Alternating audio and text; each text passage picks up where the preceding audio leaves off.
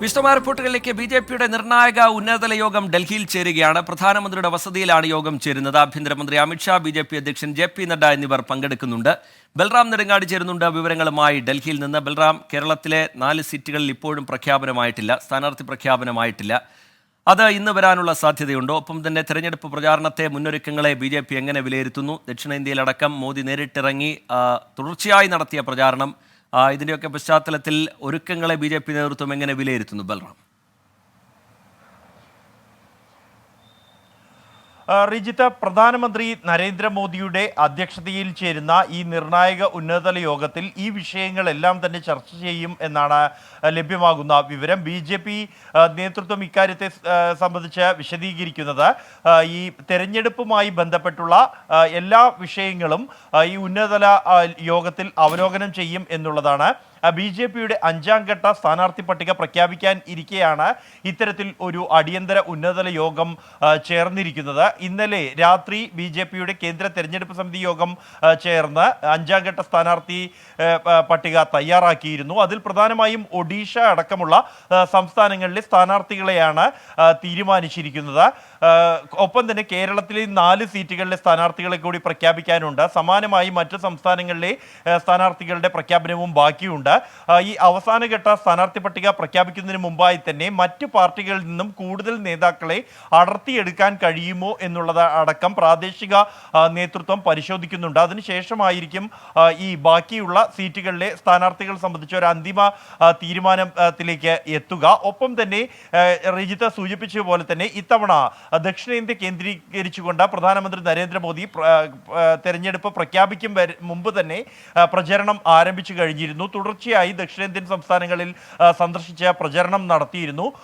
ഈ പ്രചരണം എങ്ങനെ മുന്നോട്ട് കൊണ്ടുപോകണം, തെരഞ്ഞെടുപ്പ് പ്രഖ്യാപിച്ചതിന് പിന്നാലെ ഒരു അടുത്ത ഘട്ടത്തിലേക്ക് പ്രചരണം കൊണ്ടുപോകേണ്ടതുണ്ട്. പ്രത്യേകിച്ചും ബി.ജെ.പിയുടെ പ്രഖ്യാപിത ലക്ഷ്യമായ 400-ലേറെ സീറ്റുകളിലേക്ക് എത്തുന്നതിനായി എന്തെല്ലാം തുടർ നടപടികൾ സ്വീകരിക്കണം എന്നതടക്കമുള്ള പ്രധാനപ്പെട്ട ഒട്ടേറെ വിഷയങ്ങൾ ഈ ഒരു യോഗത്തിൽ ചർച്ചയായി എന്ന് തന്നെയാണ് ലഭ്യമാകുന്ന വിവരം എന്നുള്ളത്. പ്രധാനമന്ത്രി തന്നെയാണ് ഇത്തരത്തിലൊരു യോഗം വിളിച്ചു ചേർത്തിരിക്കുന്നത്. ബി.ജെ.പിയുടെ 1ാം ഘട്ട സ്ഥാനാർത്ഥി പട്ടിക പ്രഖ്യാപിക്കുന്നതിന് മുമ്പും സമാനമായി തന്നെ പ്രധാനമന്ത്രിയുടെ വസതിയിൽ ആഭ്യന്തരമന്ത്രി അമിത്ഷായെയും ബി.ജെ.പി അധ്യക്ഷൻ ജെ.പി. നദ്ദയെയും വിളിച്ച് യോഗം ചേർന്നിരുന്നു. റിജിത്ത്. ബൽറാം, മറ്റു മുന്നണികൾ പ്രചാരണം, കേരളത്തിൽ മറ്റു മുന്നണികൾ പ്രചാരണം അതിവേഗത്തിൽ മുന്നോട്ട് കൊണ്ടുപോകുന്ന പശ്ചാത്തലം, അതിനിടയിലും 4 സീറ്റുകളിൽ സ്ഥാനാർത്ഥികളായിട്ടില്ല എന്നുള്ള ബി.ജെ.പിയുടെ സാഹചര്യം, എൻ.ഡി.എയുടെ സാഹചര്യം, അതിൽ തന്നെ പ്രാദേശിക നേതാക്കൾ, ജില്ലാ നേതൃത്വമൊക്കെ അതൃപ്തി വ്യക്തമാക്കുന്ന പശ്ചാത്തലം, അതിനിടയിൽ കേരളത്തിലെ ബാക്കിയുള്ള സീറ്റുകളിലേക്കുള്ള പ്രഖ്യാപനം അതുടൻ പ്രതീക്ഷിക്കാമോ? ബൽറാം. റിജിത്ത്, നിലവിലെ സാഹചര്യത്തിൽ ഈ 5ാം ഘട്ട പട്ടികയിൽ കേരളം ഉൾപ്പെട്ടിട്ടുണ്ട് എന്ന് തന്നെയാണ് ബി.ജെ.പി കേന്ദ്രങ്ങളിൽ നിന്നും ലഭിക്കുന്ന സൂചന എന്നുള്ളത്. ആദ്യ പട്ടികയിൽ കേരളത്തിലെ 12 സീറ്റുകൾ പ്രഖ്യാപിച്ചിരുന്നു. അതിനുശേഷം 2ാം ഘട്ട പട്ടികയിൽ കേരളം ഉണ്ടായിരുന്നില്ല. 3, 4 ഘട്ട പട്ടികകളിൽ തമിഴ്നാട്ടിലെ പ്രധാനപ്പെട്ട സീറ്റുകൾ അടക്കമുള്ളവയിലെ സ്ഥാനാർത്ഥികളെ മാത്രമാണ് പ്രഖ്യാപിച്ചത്. ഈ 5ാം ഘട്ട പട്ടിക എന്നുള്ളത് മറ്റ് ഒഡീഷയെ സംബന്ധിച്ചിടത്തോളം ബി.ജെ.ഡിയുമായി ഒരു സഖ്യം ഉണ്ടാക്കാൻ ധാരണയിലെത്തിയ ശേഷം നടക്കുന്ന തിരഞ്ഞെടുപ്പാണ്. അതുകൊണ്ട് തന്നെ അവരുടെ ഇതടക്കമുള്ള അഭിപ്രായങ്ങൾ അംഗീകരിച്ച് മുന്നോട്ട് കൊണ്ടുപോകാനാകൂ. സമാനമായി തന്നെ മറ്റ് ബീഹാർ, മഹാരാഷ്ട്ര അടക്കമുള്ള സംസ്ഥാനങ്ങളിൽ സഖ്യകക്ഷികളുടെ കൂടി അഭിപ്രായം അറിഞ്ഞ ശേഷം സ്ഥാനാർത്ഥികളെ പ്രഖ്യാപിക്കുക എന്നുള്ളതുമായി ബന്ധപ്പെട്ടാണ് ഇത്തരത്തിൽ സ്ഥാനാർത്ഥി പ്രഖ്യാപനം നീണ്ടുപോയത്. കേരളത്തിലെ സ്ഥാനാർത്ഥികളുടെ കാര്യത്തിൽ ഏതാണ്ട് ആദ്യ ഘട്ടത്തിൽ തന്നെ ധാരണയിൽ എത്തിയിട്ടുണ്ട് സ്ഥാനാർത്ഥികളുടെ കാര്യത്തിൽ എന്നാണ് സൂചന. എന്നാൽ ചില മണ്ഡലങ്ങളിൽ, ഈ ബാക്കിയുള്ള 4-ൽ ചില മണ്ഡലങ്ങളിൽ 1-ലേറെ സ്ഥാനാർത്ഥികളുടെ കാര്യം പരിഗണനയിലുണ്ടായിരുന്നു. ഇക്കാര്യം എന്തായാലും ഈ യോഗത്തിൽ ഒരു അന്തിമ തീരുമാനത്തിലേക്ക് എത്തിയിരിക്കുന്നു എന്നും ഉടൻ തന്നെ കേരളത്തിലെ ബാക്കിയുള്ള സ്ഥാനാർത്ഥികളെ പ്രഖ്യാപിക്കുമെന്ന് തന്നെയാണ് ലഭ്യമാകുന്ന വിവരം. പ്രത്യേകിച്ചും മറ്റ് 2 പാർട്ടികളും സജീവമായി പ്രചരണവുമായി മുന്നോട്ട് പോകുന്ന ഒരു പശ്ചാത്തലം കൂടി കണക്കിലെടുത്തുകൊണ്ട് തന്നെ കേരളത്തിലെ പ്രഖ്യാപനവും 5ാം ഘട്ട പട്ടികയിൽ ഉണ്ടാകുമെന്ന് തന്നെയാണ് പ്രതീക്ഷിക്കുന്നത്. റിജിത്ത്. ശരി, ബൽറാം നെടുങ്ങാടി ഡൽഹിയിൽ നിന്ന് വിവരങ്ങൾ നൽകുകയായിരുന്നു. ബി.ജെ.പിയുടെ നിർണായക യോഗം ഡൽഹിയിൽ തുടരുകയാണ്. നോക്കാം മറ്റ് ചില ലോക്സഭാ തെരഞ്ഞെടുപ്പ് വാർത്തകൾ. ICL FinCorp 24 ഇലക്ഷൻ സമർപ്പിക്കുന്നത് ICL FinCorp, the intelligent choice. Powered by Asset, responsibly yours. In association with Durashine Roof and Wall Sheets, ഒരു ടാറ്റ ബ്ലൂസ്കോപ്പ് സ്റ്റീൽ ഉൽപ്പന്നം.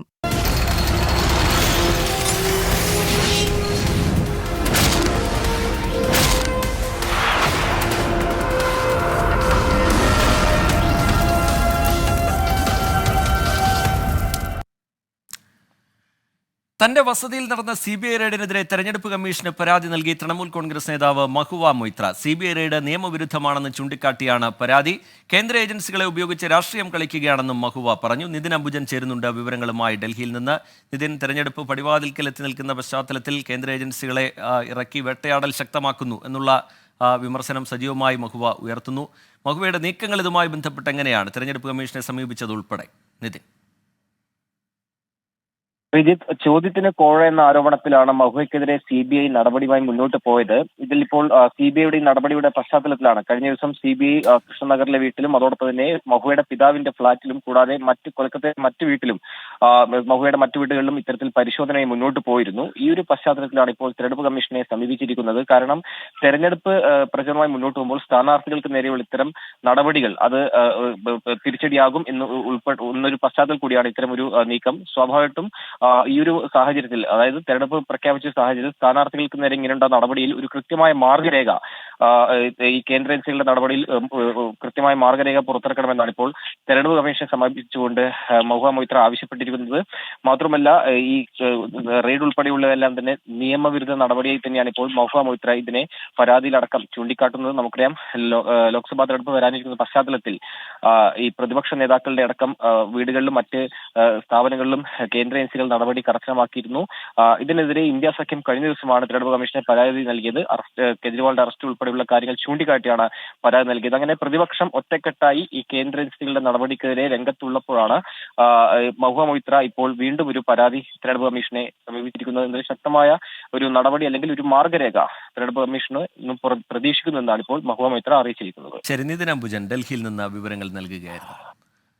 മലപ്പുറം ചോക്കാട് പുലി ഇറങ്ങിയതായി സംശയം. പുല്ലങ്കോട് റബ്ബർ എസ്റ്റേറ്റിൽ പുലി ആക്രമിച്ചു കൊന്നെന്ന് സംശയിക്കുന്ന കാട്ടുപന്നിയുടെ ജഡത്തിന്റെ അവശിഷ്ടങ്ങൾ കണ്ടെത്തി.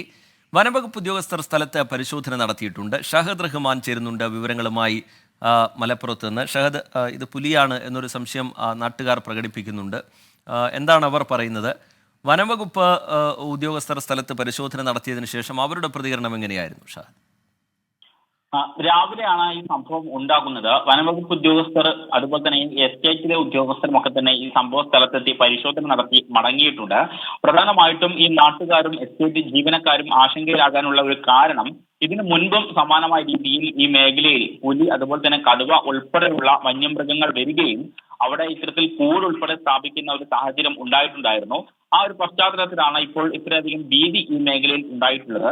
പുല്ലങ്കോട് എസ്റ്റേറ്റ് മാനേജറുടെ ബംഗ്ലാവിന് സമീപത്തെ 202 റീപ്ലാനിംഗ് ഏരിയയിലാണ് കാട്ടുപന്നിയെ കൊന്ന് തള്ളിയിരിക്കുന്നത്. രാവിലെ ടാപ്പിംഗ് തൊഴിലാളികളാണ് കാട്ടുപന്നിയെ കൊന്നതായിട്ട് കണ്ടിട്ടുള്ളത്. ടാപ്പിംഗ് തൊഴിലാളികൾ ജോലി ചെയ്യുന്ന പകൽ സമയത്ത് പോലും ഈ കാട്ടുപന്നികൾ കൂട്ടത്തോടെ വനത്തിൽ നിന്നും എസ്റ്റേറ്റിലേക്ക് ഇറങ്ങുന്നത് പതിവാണ്. പല തവണകളായി കടുവയും അതുപോലെ തന്നെ പുലിയും കാട്ടാനകളും ഈ പുല്ലങ്കോട് എസ്റ്റേറ്റിൽ ഇറങ്ങിയിട്ടുണ്ട്. അതുകൊണ്ടാണ് ഇപ്പോൾ ഒരു ഭീതിയിലെ സാഹചര്യം നിലനിൽക്കുന്നത്. എന്തായാലും ഉദ്യോഗസ്ഥർ ഇതുമായി ബന്ധപ്പെട്ട് ഇവിടെ നിന്നും പരിശോധന നടത്തി മടങ്ങിയിരിക്കുന്നു. ഈ മേഖലയിൽ ജാഗ്രത നിർദ്ദേശവും നൽകിയിട്ടുണ്ട്. ശരി, ഷഹദ് റഹ്മാൻ മലപ്പുറത്ത് നിന്ന് വിവരങ്ങൾ നൽകുകയായിരുന്നു. വാർത്തകളിലേക്ക് വീണ്ടും. തമിഴ്നാട്ടിൽ MP ആത്മഹത്യയ്ക്ക് ശ്രമിച്ചു. ഈറോഡ് MP ഗണേഷ് മൂർത്തിയാണ് ജീവനൊടുക്കാൻ ശ്രമിച്ചത്. മനേഷ് മൂർത്തി വിവരങ്ങളുമായി ചെന്നൈയിൽ നിന്ന് ചേരുന്നുണ്ട്. മനേഷ്, എന്താണ് ഇതുമായി ബന്ധപ്പെട്ട് ലഭ്യമാകുന്ന വിവരങ്ങൾ, വിശദാംശങ്ങൾ എന്താണ്? മനേഷ് മൂർത്തി.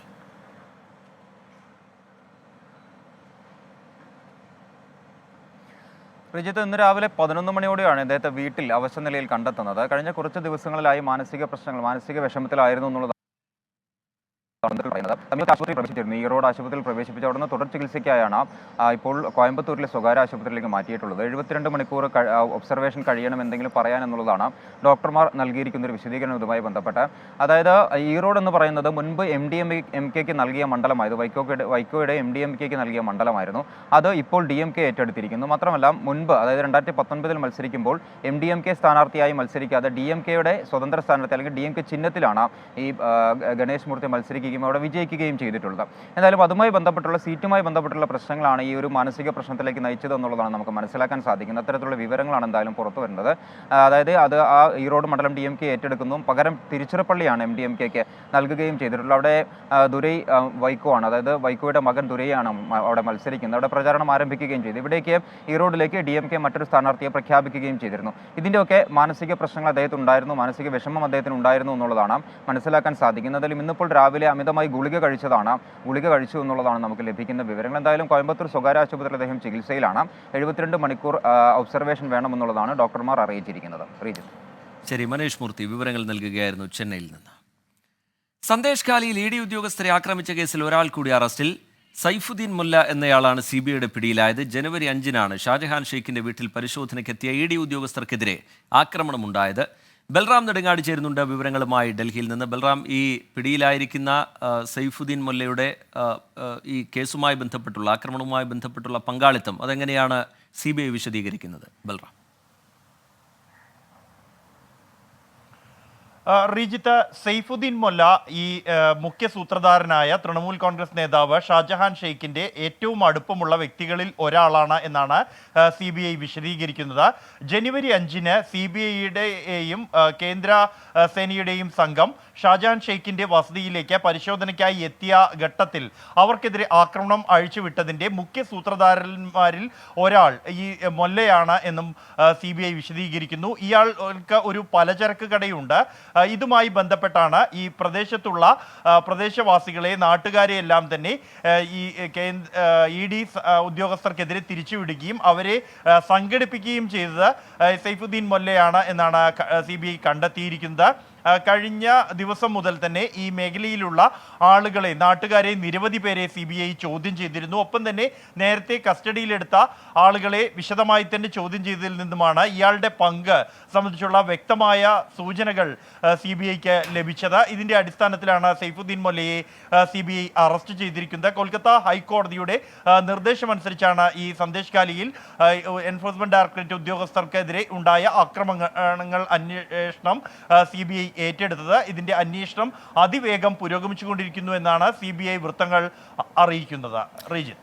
ശരി, ബൽറാം നെടുങ്ങാടി ഡൽഹിയിൽ നിന്ന് വിവരങ്ങൾ നൽകുകയായിരുന്നു. താമരശ്ശേരി ചുരത്തിൽ തീപിടുത്തം. 1-ാം വളവിനും 4-ാം വളവിനും ഇടയിലെ അടിക്കാടിനാണ് തീപിടിച്ചത്. അരുൺ പൂപ്പറമ്പ വിവരങ്ങളുമായി ചേരുന്നുണ്ട്. അരുൺ, ഇപ്പോൾ ഏറ്റവും ഒടുവിലായി തീ അണച്ചു എന്നുള്ള വിവരം കൂടി പുറത്തു വരുന്നുണ്ട്. എന്താണ് സംഭവിച്ചത് അരുൺ പൂപ്പറമ്പ?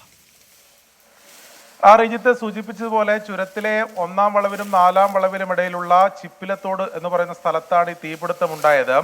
ആ ഹൈവേ പോലീസ് പെട്രോളിംഗ് നടത്തുന്നതിനിടെയാണ് ഇങ്ങനെ ഈ അടിക്കാടിന് ആ തീ പിടിച്ചത് ശ്രദ്ധയിൽപ്പെട്ടത്. ആദ്യഘട്ടത്തിൽ പോലീസും അതോടൊപ്പം തന്നെ നാട്ടുകാരും ചേർന്ന് തീ അണക്കാനുള്ള ശ്രമം നടത്തി. പിന്നീട് ഫയർഫോഴ്സിനെ വിവരമറിയിക്കുകയായിരുന്നു. മുക്കത്ത് നിന്നുള്ള ഫയർഫോഴ്സ് യൂണിറ്റ് എത്തിയാണ് നിലവിൽ 1.5 മണിക്കൂർ നീണ്ട പരിശ്രമത്തിനൊടുവിൽ ആ തീ അണക്കാൻ സാധിച്ചത്. ഇത് അടിക്കാടിന് തീ പിടിച്ചതുകൊണ്ട് തന്നെ സമീപ ഈ മേഖലയിലേക്ക് ഉൾപ്പെടെ ഈ തീ പടരുന്ന ഒരു സാഹചര്യം ഉണ്ടായിരുന്നു.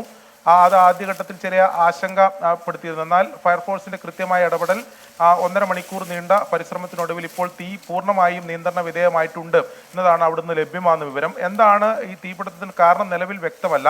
അതുമായി ബന്ധപ്പെട്ട അന്വേഷണം ആരംഭിച്ചിട്ടുണ്ട് എന്നതാണ് പോലീസ് ഈ ഘട്ടത്തിൽ അറിയിക്കുന്നത്. റീജിത്ത്.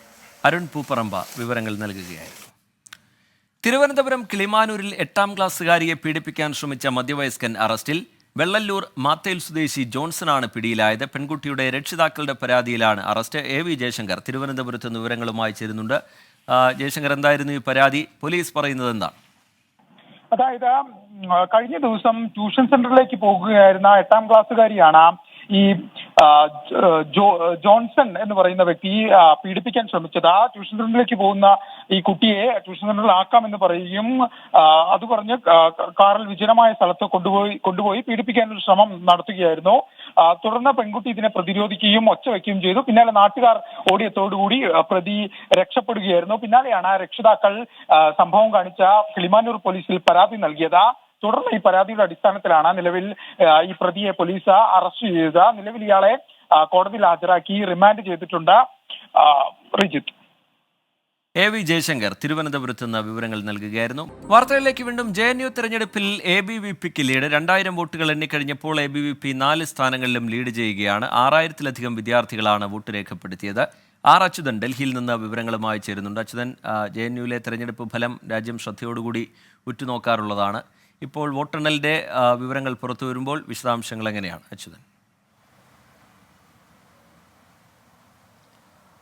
റീജിത്ത്, JNU തെരഞ്ഞെടുപ്പ് വോട്ടെണ്ണൽ പുരോഗമിക്കുകയാണ്. നിലവിലെ പുറത്തു വന്ന വിവരങ്ങൾ പ്രകാരം 2000 വോട്ടുകൾ എണ്ണിക്കഴിഞ്ഞപ്പോൾ ABVPക്കാണ് ലീഡുള്ളത്. അതായത് 4 സ്ഥാനങ്ങളിലേക്ക് president, vice president, general secretary, joint secretary എന്നീ 4 പ്രധാന സീറ്റുകളിലേക്കുമുള്ള 4 സീറ്റുകളിലേക്കും ABVP സ്ഥാനാർത്ഥികൾ ലീഡ് ചെയ്യുന്നതായാണ് ലഭിക്കുന്ന വിവരം.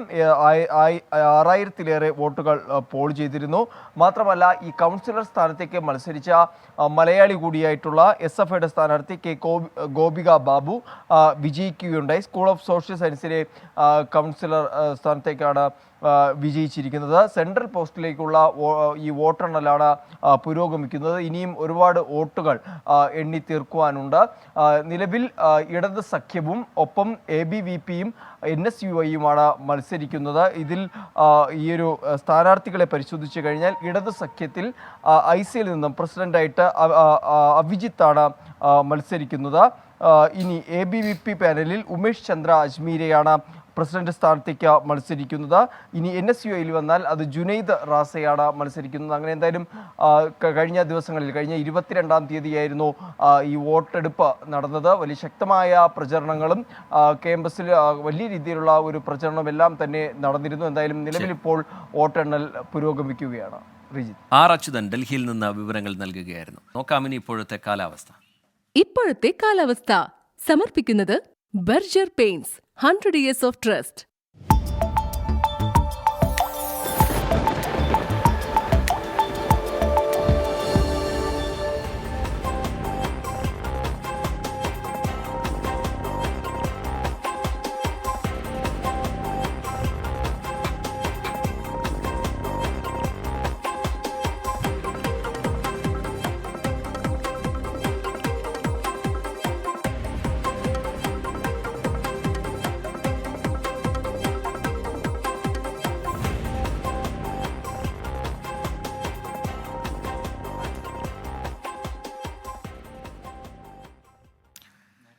ഇപ്പോൾ കിട്ടിയതിന്റെ സമയം പൂർത്തിയാവുകയാണ്. ലോകത്തെവിടെയായാലും ഏത് സമയത്തും 24 വാർത്തകളും ഓഗ്മെന്റഡ് റിയാലിറ്റി പാക്കേജുകളും എക്സ്പ്ലെയിനറുകളും വിശദമായി കാണാൻ ഞങ്ങളുടെ YouTube ചാനൽ നിങ്ങൾക്ക് സബ്സ്ക്രൈബ് ചെയ്യാം.